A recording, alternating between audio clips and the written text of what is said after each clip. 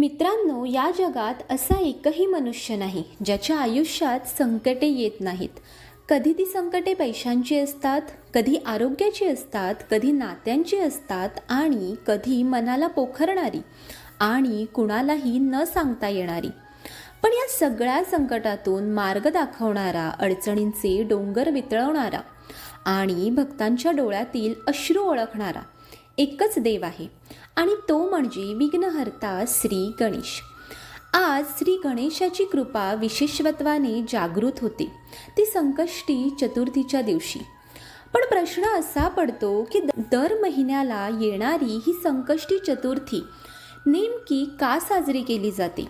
फक्त उपवासासाठी, फक्त पूजा करण्यासाठी, की यामागे दडलेलं आहे एखादं गूढ, आध्यात्मिक आणि जीवन बदलणारी कथा? चला आज आपण पाहूया ती कथा. खूप वर्षापूर्वींची गोष्ट आहे. घनदाट जंगलाच्या कडेला वसलेलं एक छोटंसं गाव होतं, संकटपूर. नाव जसं तशीच त्या गावाची अवस्था होती.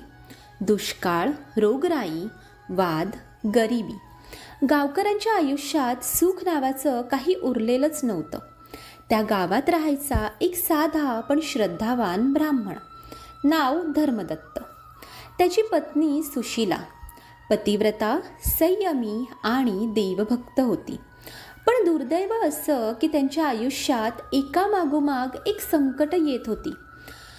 धर्मदत्ताचं काम गेलं, घरात अन्नधान्य उरलं नाही, वरून एकुलता एक मुलगा गंभीर आजाराने आजारी पडला.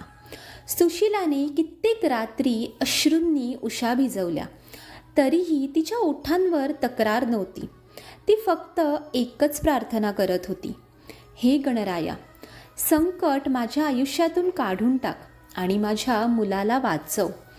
एका अमावस्यानंतरच्या रात्री सुशीला झोपेत असताना तिला एक दिव्य स्वप्न पडलं.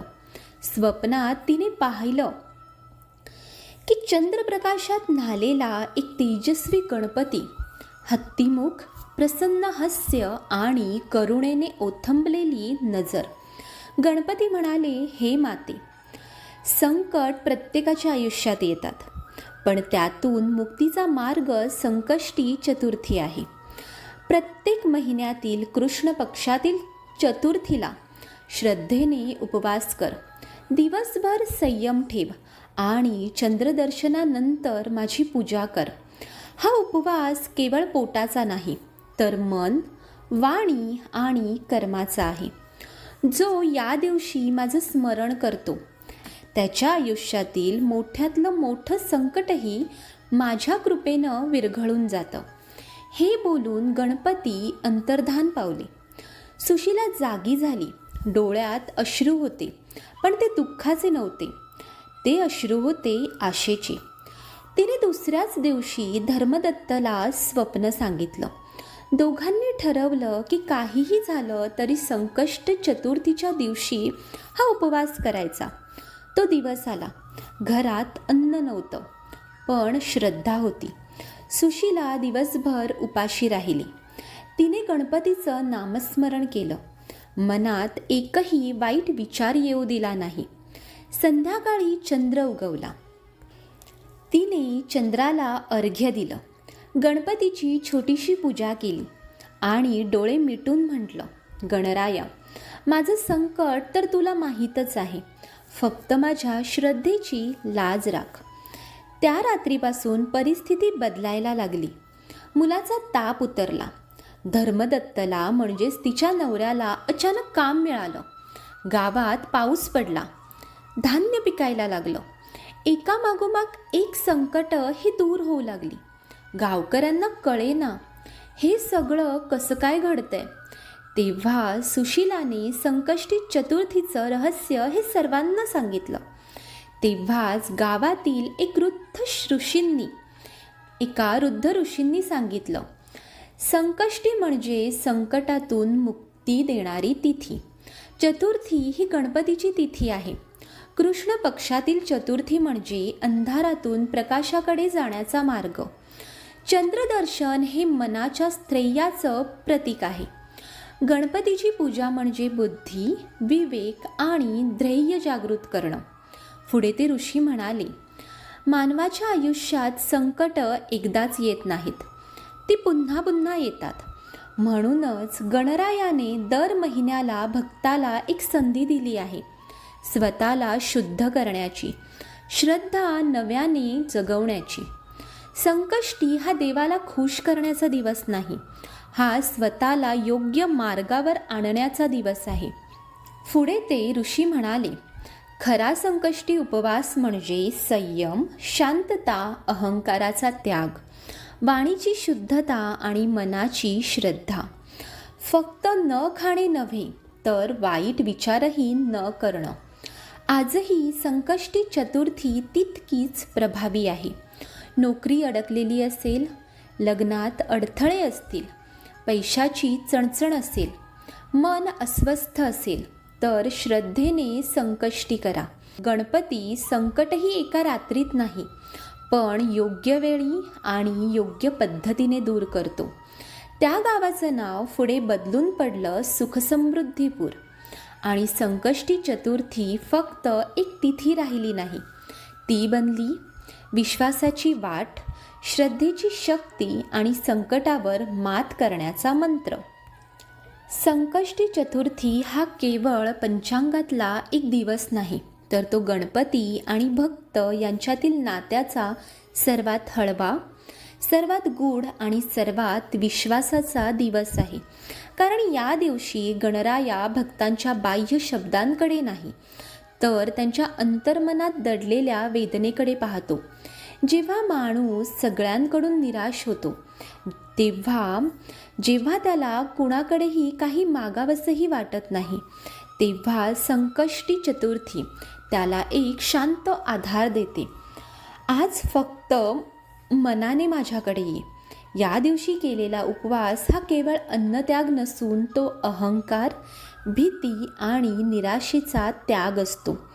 म्हणूनच संकष्टी चतुर्थी गणपतीसाठी खास आहे, कारण या दिवशी भक्त स्वतःला पूर्णपणे गणरायाच्या चरणी अर्पण करतो. आणि भक्तांसाठीही हा दिवस तितकाच महत्त्वाचा आहे, कारण या दिवशी गणपती संकट ही नाहीशी करण्याचं वचन देत नाही, पण संकटांना सामोरं जाण्याची शक्ती मात्र नक्की देतो. हाच या दिव्य तिथीचा अर्थ आणि खरे महत्त्व आहे. संकष्टी चतुर्थी साजरी केली जाते कारण गणरायाला संकटाची भाषा समजते. तो भक्तांच्या शब्दांपेक्षा त्याच्या अश्रूंवर जास्त विश्वास ठेवतो. मित्रांनो, संकष्टी चतुर्थी हा दिवस देवाकडून काही मागण्याचा नसून स्वतःकडे पाहण्याचा दिवस आहे. रोजच्या धावपळीत, जबाबदाऱ्यांच्या ओझ्याखाली आणि सततच्या अपेक्षांमध्ये माणूस स्वतःचं मन हरवून बसतो. संकष्टी चतुर्थी त्या हरवलेल्या मनाला थांबायला शिकवते. या दिवशी गणपती भक्ताला सांगतो, तू थांब, शांत हो आणि स्वतःला समजून घे. म्हणूनच या तिथीला उपवासाचं महत्त्व आहे. शरीराला थोडा विराम दिला की मन ऐकू येऊ लागतं. कृष्ण पक्षातील अंधार हे बाह्य अंधाराचं प्रतीक नसून तो आपल्या अंतर्मनात साचलेल्या संभ्रमाचा, भीतीचा आणि अस्थिरतेचा अंधार असतो. अशा वेळी गणरायाची उपासना म्हणजे त्या अंधारात स्वतःच्या विवेकाचा दिवा पेटवणं आहे. संकष्टी चतुर्थी आपल्याला शिकवते की प्रत्येक संकट बाहेरून येत नाही. काही संकट आपल्या आत जन्म घेतात आणि त्यांची मुक्तीही आतूनच सुरू होते. चंद्रदर्शन म्हणजे अस्थिर मनाला स्थैर्य देणारा क्षण, तर गणेशपूजन म्हणजे बुद्धीला योग्य दिशा देणारा संस्कार. म्हणूनच संकष्टी चतुर्थी हा केवळ धार्मिक विधी नसून स्वतःला अधिक शुद्ध, अधिक संयमी आणि अधिक सजग बनवण्याचा पवित्र संकल्प आहे. या दिवशी गणपती भक्ताला संकटापासून दूर नेत नाही, पण संकटातून अधिक सक्षम बनवतो. आणि हीच त्याची खरी कृपा आहे. मित्रांनो, आजच्या व्हिडिओमध्ये इतकेच. तुम्हाला व्हिडिओ आवडला असेल तर व्हिडिओला लाईक करा, कॉमेंट करा की श्री गणेशाय नमः आणि हा व्हिडिओ तुमच्या मित्रपरिवारासोबत मित्रजनांसोबत नक्की शेअर करा, जेणेकरून त्यांनाही संकष्टी चतुर्थीचं महत्त्व समजेल. तुम्हाला जर असेच व्हिडिओ पाहायचे असतील तर आपल्या चॅनलला नक्की सबस्क्राईब करा. पुन्हा भेटू एक नव्या व्हिडिओमध्ये नव्या माहितीसह. तोपर्यंत श्री गणेशाय नमः. श्री स्वामी समर्थ.